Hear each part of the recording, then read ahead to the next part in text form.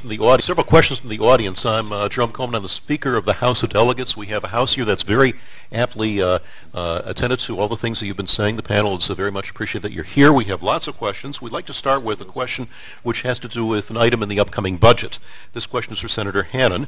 The proposed budget seeks to impose considerable requirements on physician office-based surgical offices, and the proposal also seeks to authorize the Public Health and Health Planning Council, the PHHPC, to limit the types of procedures and form anesthesia which can be administered in physicians' office-based practices.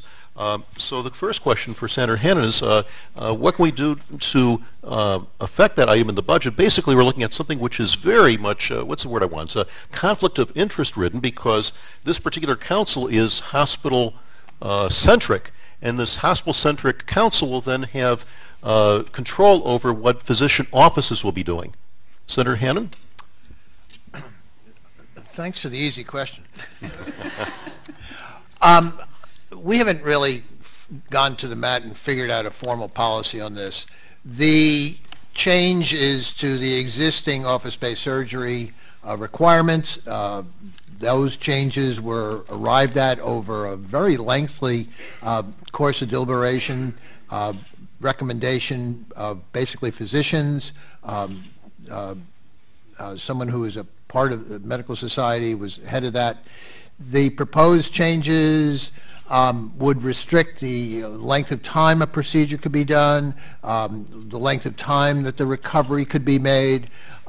They would change the thresholds so that different anesthesia procedures could be would be used as encompassing and roping people into the restrictions. There's also some type of chiropractic procedures that are asked for. There's a lot of detail. Last year they had something similar. They never, the Department of Health, the administration, never really fleshed out exactly what it was, what they wanted, nor why it was that they wanted this. And so far the questions have been, well, it's a good idea, but I don't think it's sufficient. I would like to see a little more attention to this being done, but tell you what happens is this only deals with, by the way, office-based surgery. It's not dealing with an Article 28.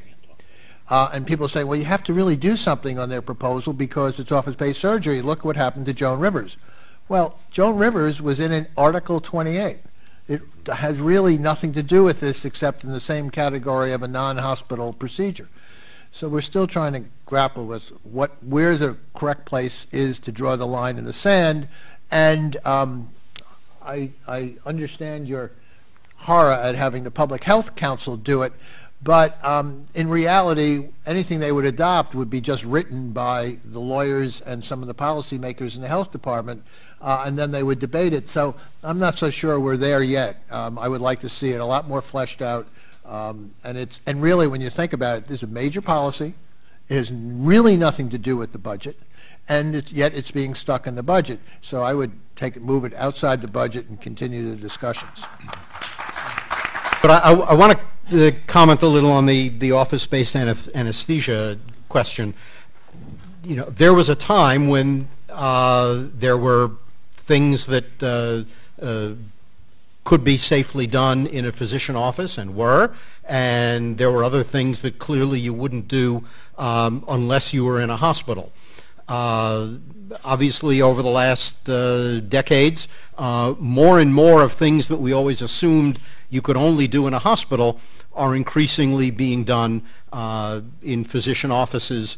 I guess partly because of advances in technology and other things. We enacted the office-based surgery law in '07, I guess it was,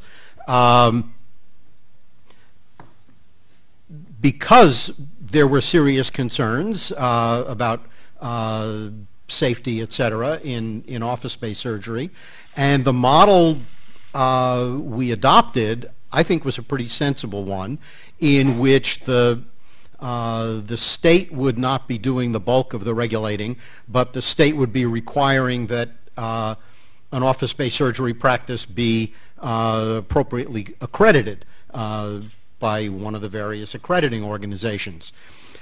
In that legislation, we used level of sedation or anesthesia as essentially the marker for what degree of surgery had to be done in one of these accredited practices. What is now being proposed looks at anesthesia not when done as part of surgery, because we've already dealt with that, but anesthesia that is apparently done in connection with things other than surgery. I think if that anesthesia is going to be done in what is today an unregulated setting, and again, if a physician does those things in an Article 28 facility, that's heavily regulated. I don't think that in principle there is anything wrong. I think there's a lot to be said for extending the office-based surgery accreditation model to office-based anesthesia that is done in connection with things other than surgical procedures. I think it makes sense that there be the option of the department making regulations apart from what an accrediting agency does, because there may be concerns that we have in New York that accrediting agencies working nationally may not have.